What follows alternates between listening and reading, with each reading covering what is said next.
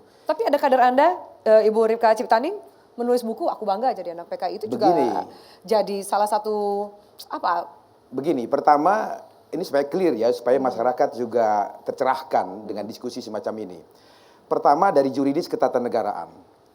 Bahwa tahun 66 MPRS telah mengeluarkan TAP MPRS nomor 25 tahun 66 tentang pembubaran dan pelarangan Partai Komunis di seluruh wilayah negara Kesatuan Republik Indonesia. Kemudian tahun 2003 ketika MPR dalam kesempatan terakhir kalinya punya kewenangan membuat TAP MPR yang bersifat mengatur keluarlah TAP MPR nomor 1 tahun 2003 tentang evaluasi dan peninjauan materi dan status hukum seluruh TAP MPRS dan TAP MPR mulai dari tahun 60 sampai tahun 2002. Dari TAP MPR tahun 60 dan sampai tahun 2002 itu TAP MPRS nomor 25 tahun 66 dinyatakan masih berlaku. Diatur di dalam pasal 6 TAP MPR nomor 1 tahun 2002 di mana dikatakan TAP MPR nomor 25 tahun 66 tentang pelarangan PKI tentang pembubaran dan pelarangan PKI sebagai organisasi terlarang dinyatakan masih berlaku. Tapi ada koma di situ.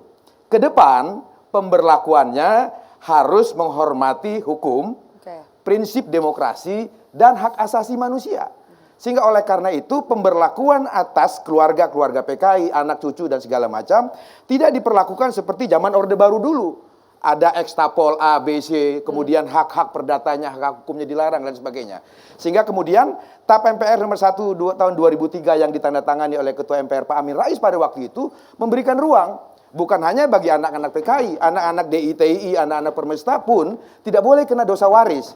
Sehingga kemudian dia boleh menggunakan hak hukum dan hak politiknya, termasuk masuk ke dalam organisasi partai politik. Itu yang difasilitasi. Yang anak-anaknya PKI bukan hanya di PDI Perjuangan loh, ada juga di partai lain. Ya, cuma untuk kepentingan etika politik saya tidak mau menyebutkan.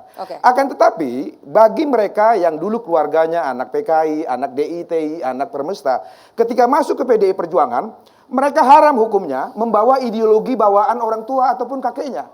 Harus talak 3. Begitu masuk PDI Perjuangan, siapapun dia, anak PKI, anak DITI, anak Permesta, dia harus menjadi seorang nasionalis. Bahkan eksplisitnya nasionalis Soekarnois.